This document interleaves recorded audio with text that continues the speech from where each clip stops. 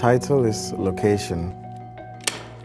There is a locomotive workshop in the western part of Ghana, which is called the Second D Locomotive Workshop. It was built in the early 1900s, like 1900, 1901. When you think about this place as some kind of industrial space and also workshop, you can also think about it in relation to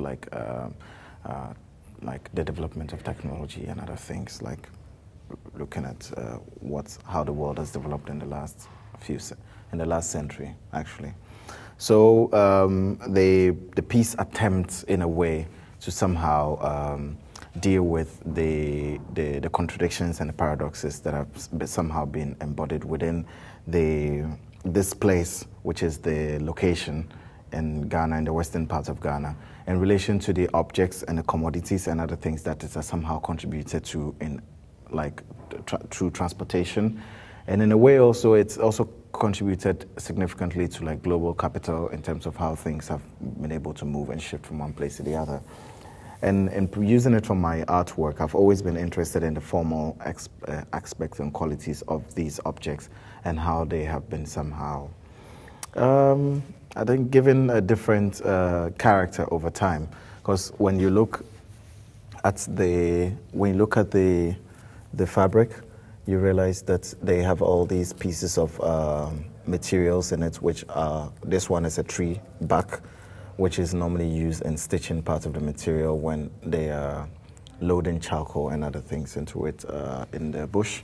And then you also have spontaneous labels and characters which are of initials or symbols from the different people who have owned it at a certain later point in its life.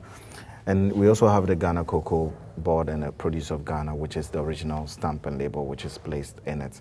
And of course, the materials are not produced in Ghana, so already I'm interested in how the life of the material has somehow had this kind of extensive journey through its production in India and Bangladesh, or even these ones which I started using recently, which are from Brazil, which I somehow collect from factories in Europe, and then I somehow inject it back into the system in Ghana to see how the aesthetics of it can also change. Yeah. So the work in this space is somehow just supposed to contain the entire space in a way that you can, and also because there are also going to be other pieces within this room, I think there's going to be some kind of subtle relationship that is going to be drawn between just the formal aesthetics of it and also how that has been shaped by the politics of today and history in relation to also the materiality of the pieces that will be in the center of the space.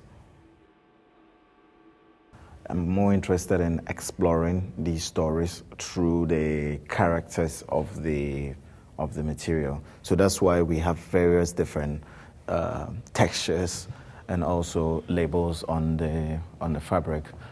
Some of it are somehow interwoven just to give it a different texture, because sometimes in creating the image, you also try to break different forms and parts of the image at the same time. But I'm also quite careful in how I do some of these compositions, because I want it to be as spontaneous and as natural as possible. Sometimes I deliberately leave objects, because in the process of building the work, my studio assistants and collaborators, this is a sachet of water which they drink, and they left it on it. When we unrolled the work, I found it in it, and I somehow thought it was quite important to stitch it back onto the work, because it's also part of the material residue. And then we have this kind of details, which are, what's the name? They are canvas materials, which are normally used in the transportation of food. They are used in covering these huge trucks that carry these commodities. But at a point when the trucks break down and their parts are being disassembled, these materials are used in covering them. And over a decade or more, mixed with the elements of the weather and also with rain, the engine oil and other things, it somehow deteriorates and it gives it this kind of painterly quality. And I'm somehow just interested in how the environment itself, together with like all the different activities, contribute to the aesthetics of these objects, just like the sacks which they somehow protect or carry over their lifetime. Yeah. So you can find the material from almost every country in the world because these things travel extensively. And most of these ones that I've used also from Ghana is because they have traveled extensively from Ghana through Burkina Faso to Ivory Coast to Togo to Benin.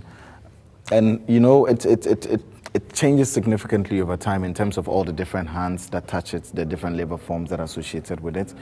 And I think that, the injustices that are somehow also associated with global trade and like neoliberal politics and all that are also some of the things that are somehow captured within the aesthetic of the material at the end of the day. And as an artist, I always like to deal with the work on a very material level and also go much deeper into it at a point where everything, the surface seems to be very chaotic.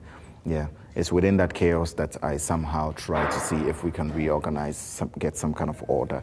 But also within that order, you can still see that the tension within it. Yeah.